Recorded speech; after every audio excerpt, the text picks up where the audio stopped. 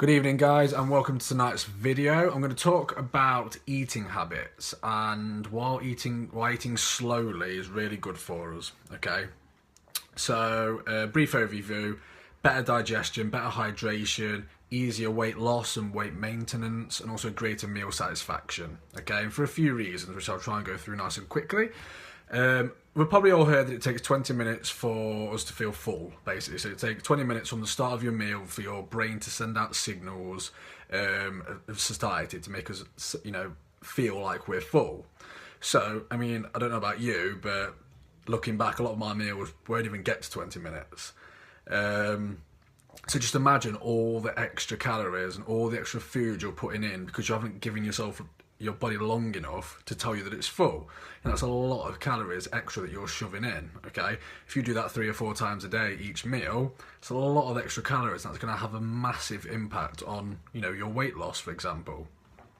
Fast eaters have actually been shown to eat more, obviously for that reason, but also process less as well. So, if you're not chewing your food, for example, properly, it's a lot harder for your body to digest and absorb the food, so you're not putting out as much nutrients, and it also can lead to indigestion and other GI problems. Okay, eating slowly has helped you to feel full, okay, and to eat less. Okay, so there was a study where they had two separate occasions. They got people to eat exactly the same, but they controlled how they ate. So basically, one time they told them to eat quick, one time they told them to eat slow.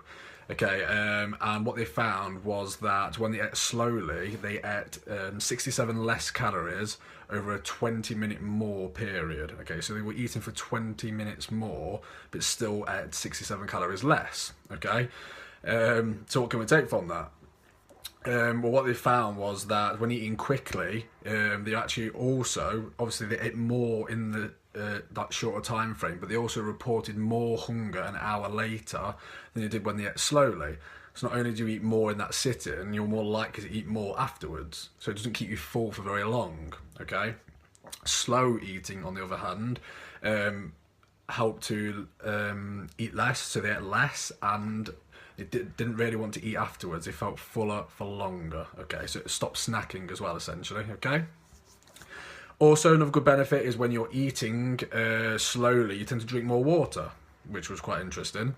So that's obviously great for hydration, and obviously we know that water is so important for all the thousands of chemical reactions that take place in our body, but also important for weight loss. I shared a great tip, I think it was last week sometime, where having a glass of water with your meal can help you to eat less, so it makes you feel fuller, okay? Because as we know, sometimes our thirst, our hydration and our hunger signals get mixed. So sometimes we think we're hungry but we're not, we're actually thirsty, okay? And what they found, they did another study, basically the same ones before, but what they did, they controlled the water intake, so they made sure that everybody had exactly the same water on exactly the same times, okay? And what they found was that slower eaters reported less hunger and a lower desire to eat after each meal, okay? So again, it's helping you to feel fuller for longer, so you're eating less and you want to eat less throughout the day, okay? Which is obviously great for weight loss. What they also found was that fast eaters in general gain more weight over time than slow eaters.